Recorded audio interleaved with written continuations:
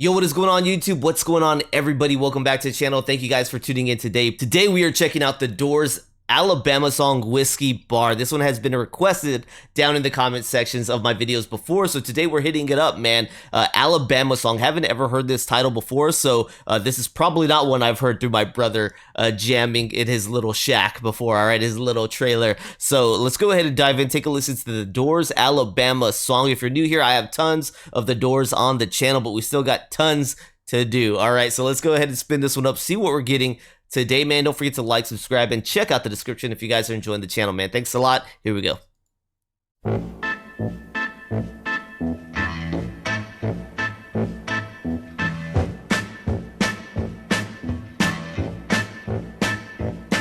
Well, show me the way to the next whiskey bar. Oh, don't ask why.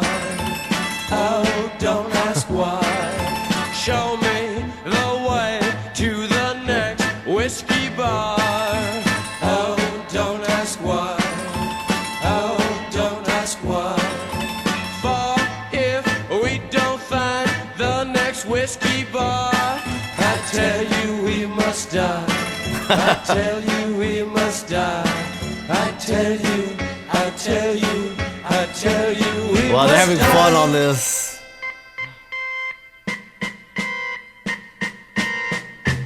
Oh, moon of Alabama, now must say goodbye. We've lost our good old mama. I must have whiskey, oh, you know why. Oh, moon of Alabama, now must say goodbye.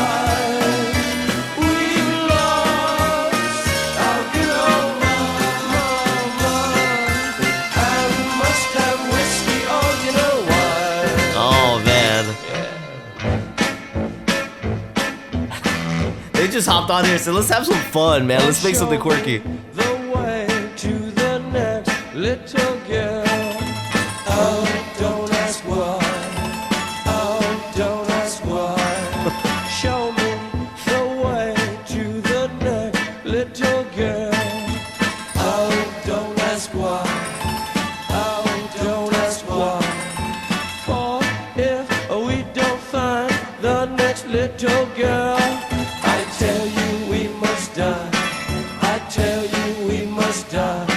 I tell you, I tell you, I tell you we must die.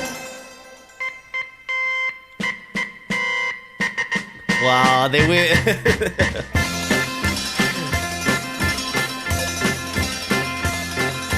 I'm trying to put my finger on what this reminds me of. I don't know, but I'm putting something here.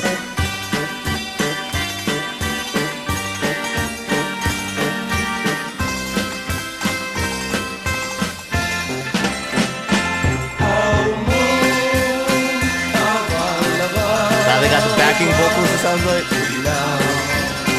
Must say goodbye. We lost our good old mama, and must have whiskey, oh, you know why. I love the way it feels like they just got in here and said, you know what, man, today I just want to have fun. Like, you're at work, right? The studio's work, man. You're at work and you're like, today, man, we just want to have fun, or wherever they create their music. Today, let's get silly, man. Let's do something wild. And it takes a lot of guts to do that, in my opinion, especially when you get into an industry. I don't know when this came out.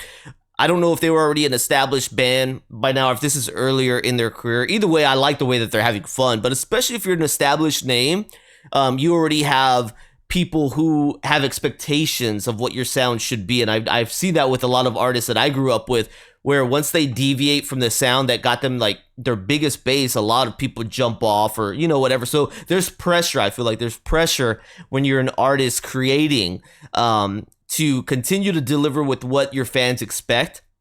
I couldn't imagine if they were already a big name and then they came out with this, maybe their fans were all down with it. I sure hope so, because I thought it was fun to listen to.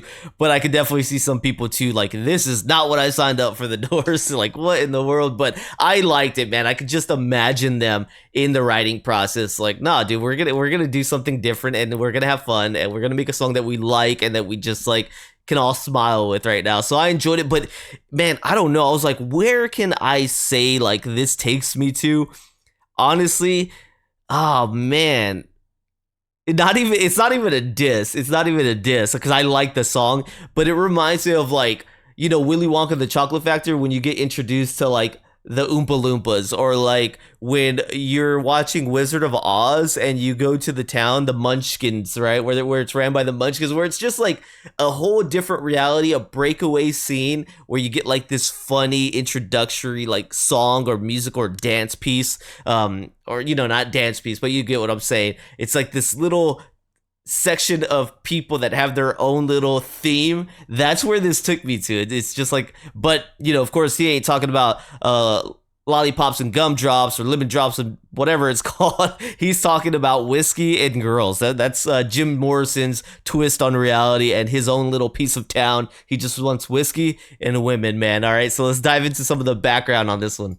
All right, so we got Alabama song right here. Let's go ahead and read back on this because I see composed 1927. I see it again 1930, and then we've got the Doors 1967. So it says the Alabama song, also known as Moon of Alabama, Moon Over Alabama, and Whiskey Bar, is the English version of a song written by Bertolt Brecht and translated from German by his close collaborator Elizabeth Hauptmann in 1925 and set to music by Kurt Weill. All right, for the 1927 play Little Mahogany, it was reused for the 1930 opera Rise and Fall of the City of Mahogany and has been recorded by the Doors and David Bowie. So we can see this goes back, and maybe that's why it's giving you that little sound that we were getting. I don't know, it was like a little kind of dancing jingle, man, that I was just like, this takes me to another type of music. Maybe it's kind of like some German inspired like folk music sound. I'm not sure, but it definitely made me feel like I've heard